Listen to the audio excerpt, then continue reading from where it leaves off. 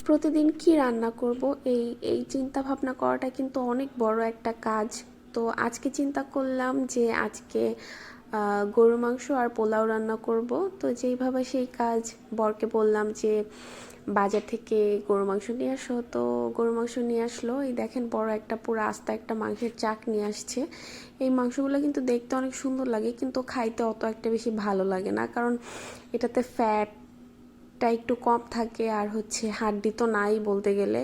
তো এই মাংসগুলো না রান্না করার পরে হচ্ছে একদম একটু শক্ত শক্ত হয়ে যায়, অতটা টেস্ট লাগে না আমার কাছে হচ্ছে একটু চর্বি চর্বিওয়ালা মাংস, তারপরে হচ্ছে একটু হাড্ডি হাড্ডি থাকে না, ওইগুলো অনেক বেশি জুসি লাগে আর খাইতে অনেক বেশি ভালো লাগে।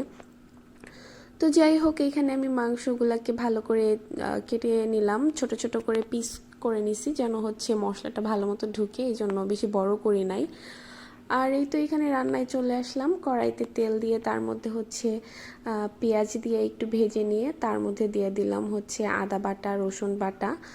আমি হচ্ছে 2 চামচ করে ইউজ করছি। আর এরপরে দিয়ে দিলাম হচ্ছে গরম মশলা, দারচিনি, এলাইচি, তেজপাতা, লং, তারপর গোলমরিচ, তারপরে একটু জয়ফল, জয়ত্রী।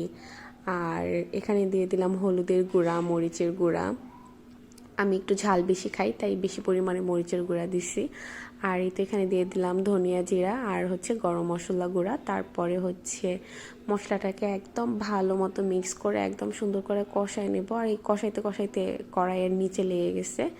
তো এরপরে হচ্ছে মাংসগুলোকে দিয়ে মশলার সাথে ভালো মতো মিশায় একদম কষায় নেব। এমন সুন্দর করে কষাবো যেন কষানো মাংস দেখলেই খাইতে মন চায়।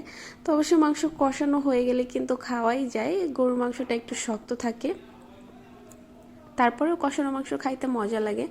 তো কিছুক্ষণ কষায় নিয়ে তার মধ্যে হচ্ছে আবারও পেঁয়াজ দিয়ে দিলাম, কারণ হচ্ছে আমার মনে হচ্ছে যে পেঁয়াজটা একটু কম হয়ে গেছে এরপর।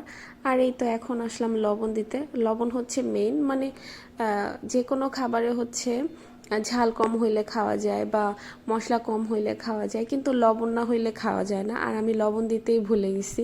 তো যাই হোক, মাংস কষানোর পরে যখন আলু দিব তখন আমার মনে পড়লো যে আমি তো লবণই দিই নাই। তো এরপরে লবণ দিলাম আর সাথে একটু টমেটো দিলাম, টমেটো দিলে ফ্লেভারটা ভালো আসে।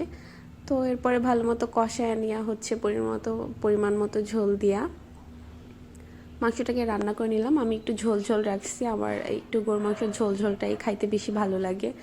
তো এখানে হচ্ছে যে হাড্ডি ছিল, এই হাড্ডিগুলো হচ্ছে আমি একদম খুঁজা খুঁজা নিলাম যে কোথায় কি পরিমাণে আর কি হাড্ডি আছে, চর্বির পিস আছে, যেগুলো আমার পছন্দ ওইগুলাই আমি নিলাম।